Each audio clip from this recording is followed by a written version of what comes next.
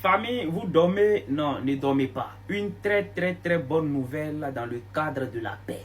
Oui, je répète, une très bonne nouvelle dans le cadre de la paix.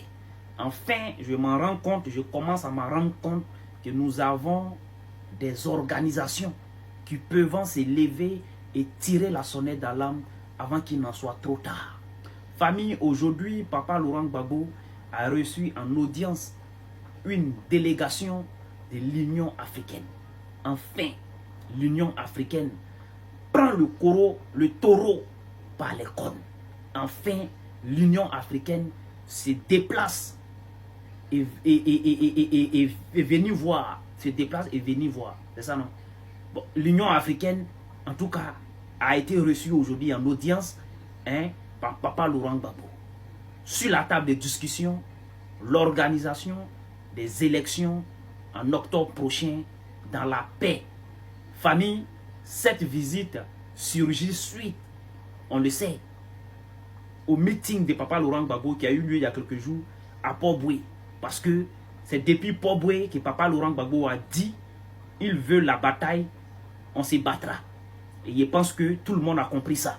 Il a fait une vidéo pour tirer la sonnette d'alarme ici pour vous dire quand ces deux personnages commencent à se titiller comme ça, ce qui va suivre, c'est pas bon. Et je sais que je n'étais pas le seul à penser cela. L'Union africaine, depuis leur position, ils ont pensé la même chose que moi. C'est pour ça aujourd'hui, ils ont en tout cas jugé bon de se lever et venir voir en tout cas les protagonistes et essayer en tout cas de mettre de l'eau dans Niamankoudji de chacun, comme le dit Papa Ado lui-même. Merci. Les amis, il faut écouter attentivement la déclaration de la délégation de l'Union africaine reçue en audience par le président Laurent Gbagbo. Écoutez attentivement, il faut partager massivement. Les amis, on est à 2 doigts de la victoire.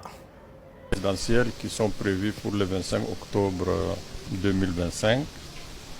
Depuis hier, nous avons commencé des rencontres, des contacts avec les différents acteurs ivoiriens.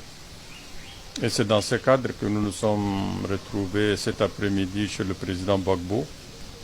Nous sommes dans une phase d'écoute, de compréhension, dans le seul but de faire en sorte que les élections qui se dégagent à l'horizon puissent se dérouler dans une ambiance apaisée.